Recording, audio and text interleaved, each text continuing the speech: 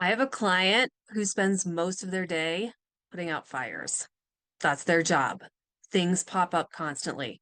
Priorities shift. A task that was supposed to take an hour turns into three.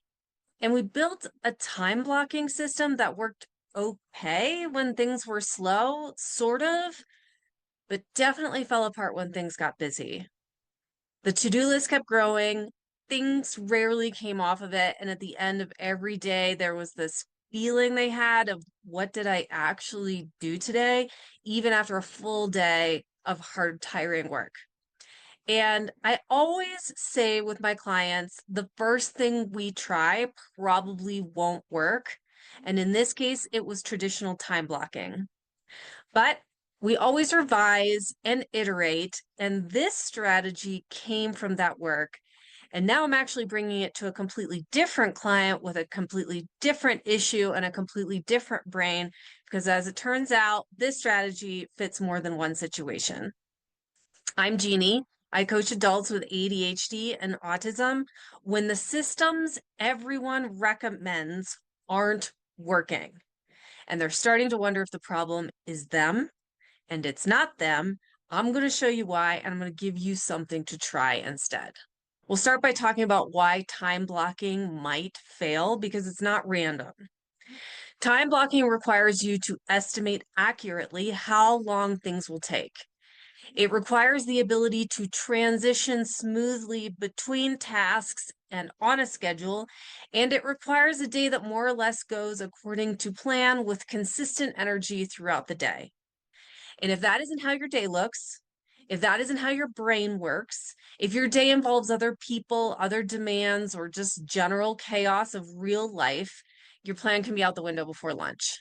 And what you end up with is a calendar full of missed blocks and this underlying persistent feeling that you're doing it wrong. That message that you're telling yourself, that feeling is the most damaging part. So here's what we created instead. I call it the done pile. Instead of planning the day in advance, you move through it and collect everything you've done. Tasks come in on sticky notes. When you finish something or a meaningful chunk of something, it goes in a done pile. And at the end of the day, you look at the pile. That's your day. That's what you actually did. How it's different is that it measures what happened instead of all the things you didn't cross off your list. And for a brain that's been absorbing the message that it's never doing enough, never caught up, never getting far enough, this is not a small thing. Here's why I'm bringing this to a completely different client. This person is ADHD, both autistic and ADHD, with a wide open schedule, things that need to get done. The ADHD part of their brain pushes back when it's time to do the thing. And the autism part is stubborn about not doing something it doesn't want to do, which in this case is time blocking.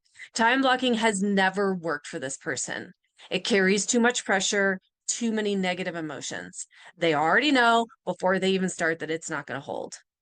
So instead of introducing some new version of something that's already failed, we're going to try the done pile. There's no plan to fail, no block to miss. Just move through the day, collect what you did. There are still tasks that have to get done, the avoided ones, the hard ones that keep getting pushed to the side.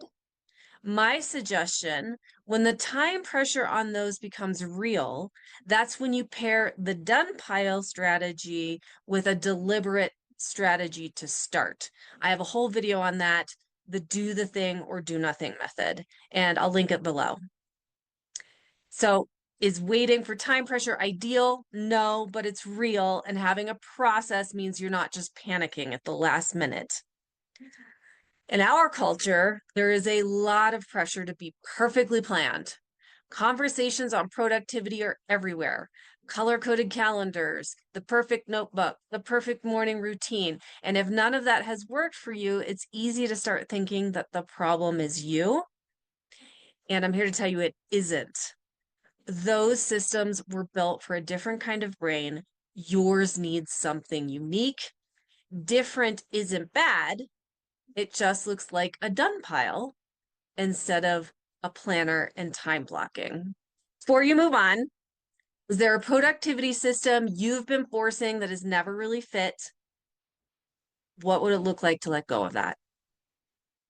Try the dump pile for 1 week. Move through your day, collect what you did, look at the pile at the end, see how that feels compared to measuring yourself against the plan of what you didn't get done, and celebrate what you did get done. And if this resonates, subscribe, share it with someone who needs to try this. I talk about this kind of thing every week. When you're ready to build something for your specific brain, check out my website to see how we can work together. Take care.